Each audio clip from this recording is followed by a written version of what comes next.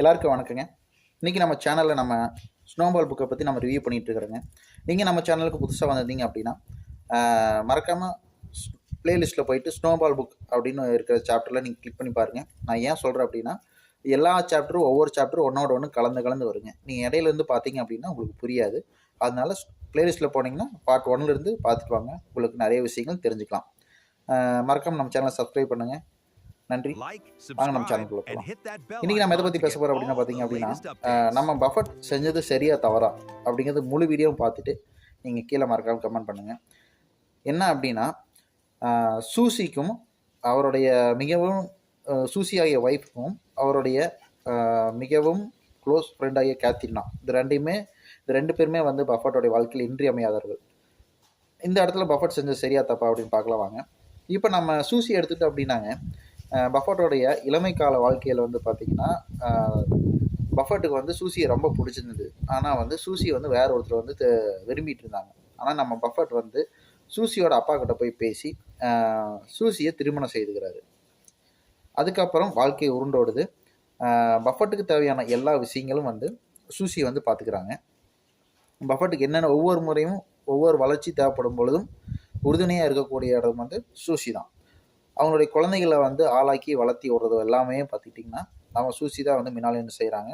மற்றபடி நிறைய social service எல்லாம் செய்கிறது தான் வந்து சூசியோட வாழ்க்கை. இப்படி போயிட்டு இருக்கும் பொழுது என்ன நடக்குது அப்படின்னா, பஃபட் வந்து நல்ல ஒரு பெரிய ஆளாகிறாருங்க. எல்லாத்துக்கும் தெரிகிற அளவுக்கு மிகப்பெரிய அளவில் ஃபேமஸான மனிதர் ஆகிறாரு. ஸோ அந்த மாதிரி டைமில் வந்து வாஷிங்டன் போஸ்ட் உடைய சிஇஓ ஆகிய கேத்ரினா அப்படிங்கிற ஒரு பெண்மணி வந்து அறிமுகமாகறாங்க. இந்த கேத்ரினா அவங்க எப்படிப்பட்டவங்க அப்படின்னா, சிறு வயதிலிருந்தே ஆண்களின் ஆதிக்கத்துக்குள்ள உட்படுத்தி மிகவும் மோசமான நிலைமையில இருந்து வந்தவங்க. ஸோ அவங்களுடைய அப்பாவும் இறந்து அவங்க கணவரும் இறந்ததுனால அந்த வாஷிங்டன் போஸ்டோடைய மொத்த பொறுப்பு வந்து இவங்ககிட்ட தான் வருது. ஸோ சமாளிக்க முடியாத டைமில் வந்து பஃபட் உள்ளே போகிறாரு. உள்ளே போயிட்டு கேத்ரினாவுக்கு தேவையான எல்லா விஷயங்களும் பஃபட் செஞ்சு கொடுக்குறாரு. ஸோ இதனால் வந்து அப்படியே ஸ்லோவாக வந்து ஒரு சின்ன ரிலேஷன்ஷிப் உருவாகிட்டே இருக்குது. பஃபட்டோடைய மூத்தவங்க, ஒரு 7 வருஷம் மூத்தவங்க வந்து கேத்ரினா. இப்படி போயிட்டு இருக்கும் பொழுது அதே சமயம் சூசி வந்து பார்த்திங்க அப்படின்னா பஃபட்டுக்காகவே வாழ்ந்தவங்க. இப்போ இவங்க ரெண்டு பேருமே பஃபட்டோட வாழ்க்கை இன்றியமையாத ஆகும் பொழுது பஃபட் வந்து அதிகமாக டைம் ஸ்பெண்ட் பண்ணுறது யார் கூடன்னு பார்த்திங்க அப்படின்னா அவன் கேத்ரினா கூட தான். எப்படின்னா, எப்போவெல்லாம் வாஷிங்டன் போகிறாங்களோ அப்போவெல்லாம் வந்து தங்குறது அந்த அம்மாவோடைய வீட்டில் தான். பஃபட்டோடைய ட்ரெஸ்ஸு எல்லாமே வந்து கேத்ரினா வீட்டில் தான் இருக்கும். பஃபட் வீட்டுக்கு போனாலும் பஃபட்டுக்கு வேண்டியே வந்து அந்த கேத்ரினா வந்து சமைப்பாங்க. அதாவது அவங்க வந்து பயங்கரமான ரிச்சான ஆள். எந்த அளவுக்கு ரிச்சு அப்படின்னா, அமெரிக்க அதிபரை வந்து நேரடியாக சந்திக்கக்கூடிய அளவுக்கு அவங்க வந்து செல்வாக்கு மிக்க மனிதர்களோட பழக்கம் ஏற்படுத்தக்கூடியது. அதாவது பிளாக் டை பார்ட்டி அப்படின்ட்டு சொல்லுவாங்க. ஸோ கேத்ரினா கூட பழகும் பொழுது பஃபட்டுக்கு வந்து என்ன ப்ளஸ் பாயிண்ட் கிடச்சிது அப்படின்னா, சாதாரணமாக போய் பார்க்க முடியாத மக்களையும் வந்து பஃபட் வந்து பார்த்தாரு. அது நம்ம முந்தின பதிவுகளில் பார்த்திங்கன்னா யாரெல்லாம் பார்த்துருக்காங்க அப்படிங்கிறதெல்லாம் தெரியும்.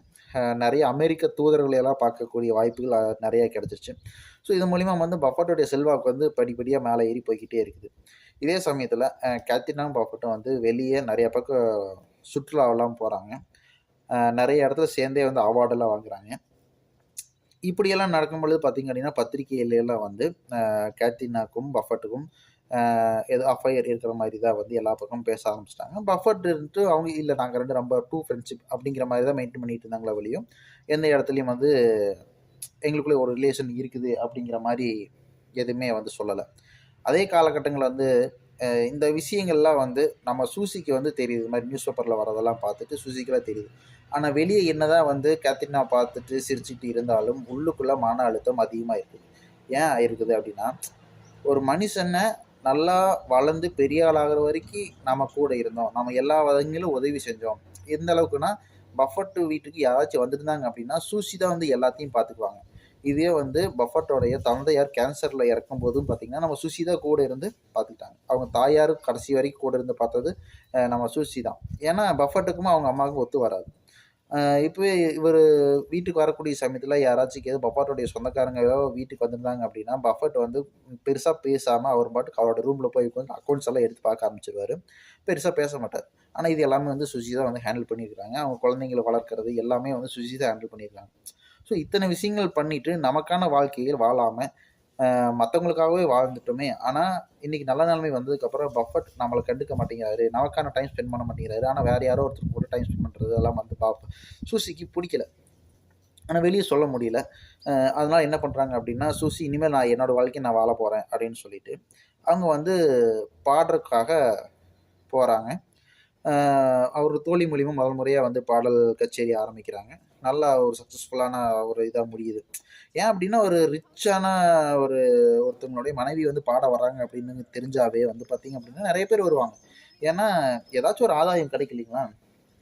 அ இப்போ ஃபார் எக்ஸாம்பிள் நம்ம வந்து அம்பானியோடைய ஒய்ஃபே வந்து ஒரு இடத்துலருந்து பாட வராங்க அப்படின்னா, அந்த ஊர்ல இருக்கக்கூடிய பெரிய மனுஷங்கலாம் கண்டிப்பா போவாங்க. புடிக்குதோ, புடிக்கலையோ போவாங்க. ஏன் அப்படின்னா, ஏதாச்சும் ஒரு பிசினஸ் ரிலேஷன்னா நம்ம டெவலப் பண்ண முடியும். இவங்க மூலியமா டெவலப் பண்ண முடியும். நமக்கு தேவையான ஆதாயங்கள சரி செய்ய முடியும். அப்படிங்கிற ஒரு மோட்டிவ் இருக்கலாம். புடிக்குதோ, புடிக்கலையோ. ஸோ அது மாரி எங்க வந்து சூசி வந்து போய் யார்ட்ட போய் கேட்டாலுமே, வேற யாராச்சுக்கும் ப்ரோகிராம் அரேஞ்ச் பண்ணியிருந்தாங்க அப்படின்னா, அந்த ப்ரோகிராம் கேன்சல் பண்ணிட்டு சூசிக்காகவே டைம் ஸ்பெண்ட் பண்ண ஆரம்பிச்சாங்க. அதனால சூசி வந்து அவங்களோட கேரியர வந்து தனிப்பட்ட முறையில அ அவங்க வாழ்க்கைய அமைக்க ஆரம்பிச்சுட்டாங்க. இதே சமயம் குழந்தைங்கலாம் பெருசாகி, அவங்கவங்க வேலைய பார்க்க ஆரம்பிச்சுட்டாங்க. ஒவ்வொருத்தரும் அவங்கவங்க தொழில பார்க்க ஆரம்பிச்சுட்டாங்க. இப்போ இவ்வளோ பெரிய ஒரு பிரம்மாண்டமான வீட்டுக்குள்ள நம்ம பஃபட் உள்ள இப்ப என்ட்ரி குடுக்குறாருங்க. என்ட்ரி குடுத்து பார்த்தா, அவங்க வளர்த்துன நாய் கூட இல்ல. ஒரே வெறிச்சோடி அதாவது நீங்க ஒரு பெரிய பிரம்மாண்டமான ஒரு அரண்மனைய மனசுல வந்து கற்பனை பண்ணிக்கங்க. அதுக்குள்ள போறீங்க. உள்ள போறப்போ வீடே வெறிச்சோடி கிடக்குது. ஒரு காலத்துல ஆ குழந்தைங்களாகவும், நெறைய மனிதர்களாகவும் சுத்தி திரிஞ்ச இடத்துல, நீங்க பேசினா எக்கோ கேட்கிற அளவுக்கு வெறிச்சோடி கிடக்கும்போது, உங்களுக்கு பார்க்கறதுக்கு எந்த அளவுக்கு மனசுக்குள்ள ஒரு வலி இருக்கும். அந்த வலிய வந்து நம்ம பஃபட் வந்து அனுபவிக்கிறாரு. ஆ டெய்லி காலையில எந்திரிச்சு கிளம்பும்போது பார்த்தீங்க அப்படின்னா, சூசி இல்லாம ரொம்பவே வந்து சிரமப்படுறாரு. ஏன்னா, அவரோட துணியில அவரே தேடி கண்டுபிடிச்சு போறாரு. சாப்பாடு தேவையான சாப்பாட்ட இவங்களே பார்த்து ரெடி பண்றாங்க. ஆஃபீஸ் கிளம்புறதுக்கே பார்த்தீங்கன்னா, பயங்கர டென்ஷன். ஏன்னா நெறைய விஷயங்கள் சிறுசுலேருந்தே பழகியிருந்தா கரெக்ட்டா இருந்திருக்கும். ஆனா திடீர்னு அவரே எல்லாமே செய்யும் பொழுது ரொம்பவே சிரமப்பட்டு தான் கிளம்புறாரு. இந்த இடத்துல வந்து நம்ம தப்பு பண்ணிட்டோமோ அப்படின்னு பஃபட் நெனைக்கிறாரு. ஆனா ரொம்ப தூரம் போயாச்சு. இப்ப சூசி வந்து பார்த்தீங்க அப்படின்னா, அவங்க பாடுறது எல்லாத்துலயுமே வந்து மிகப்பெரிய அளவுல வந்து தன்னை ஈடுபடுத்திக்கிட்டாங்க. சில நேரங்கள்ல பார்த்தீங்க அப்படின்னா, கார்ல வந்து ரொம்ப தூரம் லாங் டிராவல் தனிமையாவே போவாங்க. முக்கியமா வந்து அவங்க ஹனிமூன் போன இடம், பஃபட்டுமே சூசியும் போன ஹனிமூன் போன இடத்துக்குலாம் வந்து அடிக்கடி போயிட்டு வருவாங்க. ஸோ இதெல்லாம் வந்து சூசியோட வலிய வந்து அந்த இடத்துல வந்து ஆத்தர் வந்து வர்ணிக்கிறாரு. இந்த மாரி மறைமுகமா வந்து வர்ணிக்கிறாரு. அதே சமயம் கேத்ரினா கூட வந்து பஃபட்டுக்கு உண்டான அந்த பார்ட்டி எல்லாம் அப்படியே போயிட்டே தான் இருக்குது. பிளாக் டை பார்ட்டின்னு சொல்லுவாங்க. அது நல்லபடியா போயிட்டே தான் இருக்குது. அ இந்த டைம்ல பார்த்தீங்க அப்படின்னா அதாவது பஃபட் வேற ஒரு பெண்மணி கூட வாழ்க்கைய ஆரம்பிச்சுட்டாரு. சூசியும் வந்து வேற ஒருத்தர் கூட வாழ்க்கைய ஆரம்பிச்சுட்டாங்க. ஆனா இது 2மே வந்து லீகலா கிடையாது. லீகலா பார்த்தீங்க அப்டின்னா, பஃபட்டும், சூசியும் கடைசி வரைக்கும் வந்து டைவோர்ஸ் ஆகல. அதாவது டைவோர்ஸ் ஆகல. 2 பேருமே வந்து கணவன், மனைவி அப்டிதான் இருந்துச்சு.